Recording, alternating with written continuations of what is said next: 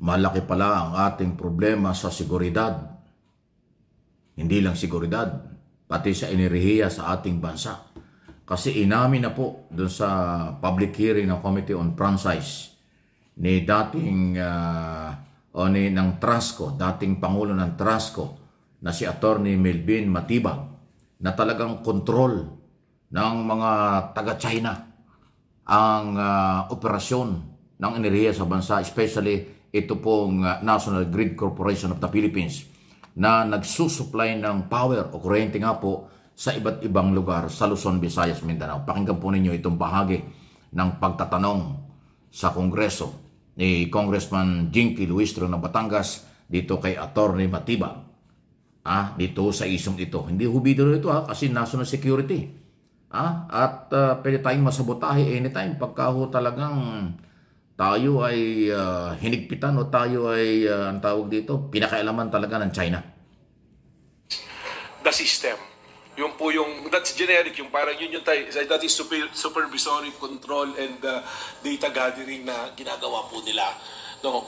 Yung NARI po, that is the brand of the equipment, hardware, software, na nilagay nung pumasok po ang NGCP. Before that, ang nandun po is GE, tsaka ABB. Bago pa po lahat yan, bago lahat yung mga system na yan, nilagay nila yung NARI. Kaya nung pinag-uusapan natin yung problema ng China, kaya po lumalabas yan, kaya may suspecha tayo.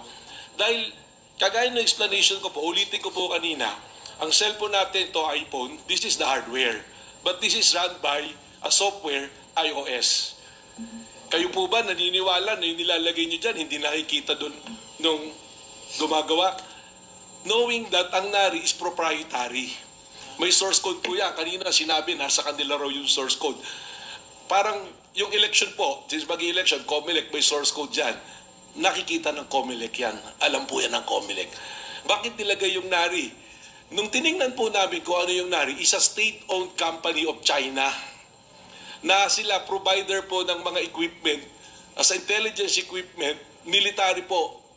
Kasama po doon sa mga military grade po. In fact, when we do the research, lumabas sa website nila noong December 2019, lumabas doon sa website nila na sinasabi pa nila na 100% they control the power grid of the Philippines. Nung in-raise po namin yung issue na yan on the next hearing, wala na po yung website. Binura na yung nakalagay na yon. Pero meron po kami noon. In fact, we provided the Senate. I think meron din pong kopya rito dahil nagiring din dito. Attorney Matibag, if I may interrupt, that publication, correct me if I'm wrong, is the same printout that we flashed during the last hearing. Do you confirm that? That is correct. Sa website po, lifted from the website of NARI. So you confirm that from the website of, is it not the State Grid China Corporation's publication and not NARI? NARI publication po yun, and NARI is a state-owned company, the same as State Grid of China, a state-owned company of China. I understand. So NARI is a subsidiary of State Grid China Corporation. They are separate company po. If we are familiar with the ownership sa China, alam nyo, mga state-owned po yan, mga government-owned. Parehas po sila. And when you research doon sa website, noon nga, sa website ng NARI, lumalabas doon, they supply military intelligence, mga equipment na parehas ng ginagamit po sa atin. Ngayon, yung pong data gathering, tanong ko nga, anybody can answer po siguro, educate me.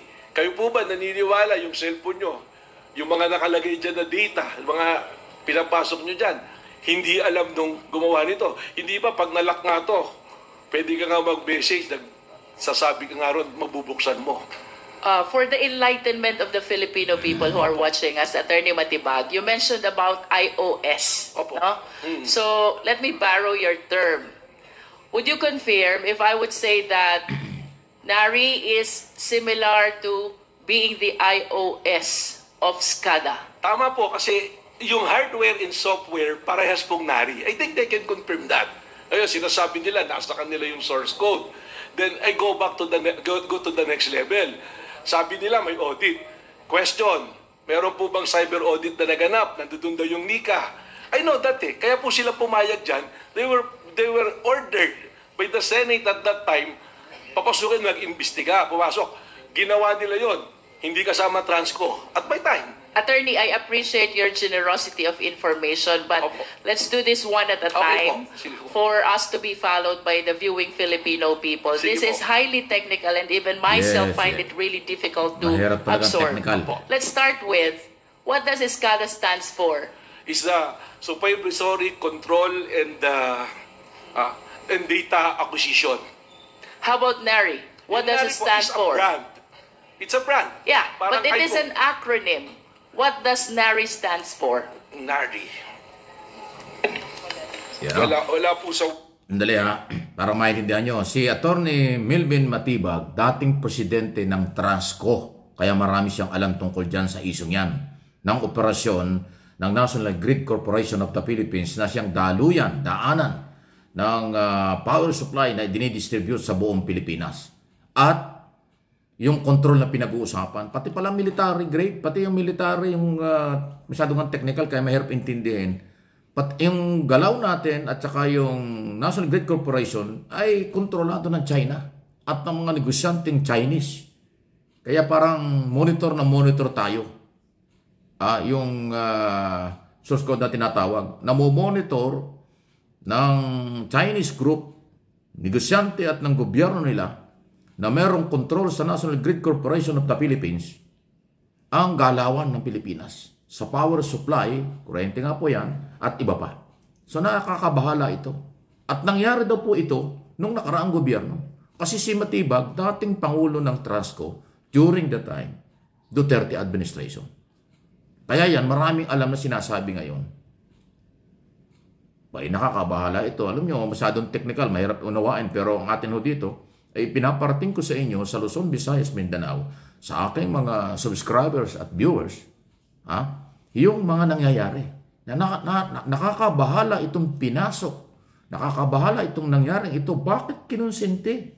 Bakit pinayagan ng nakaraang gobyerno at ng kinaukulan ng pamahalaan na makontrol at magkaroon ng access ang Chinese community at ang Chinese business group dito sa communication at elektrisidad sa Pilipinas. Kaya doon sa unang hearing, di ba inamin na nga ng isang opisyal na merong control switch, merong switch na Luzon, Visayas, Mindanao na pag inup nila yan, blackout, brownout ang maraming lugar sa atin. So pag ginawa yan nila, wala tayong control doon.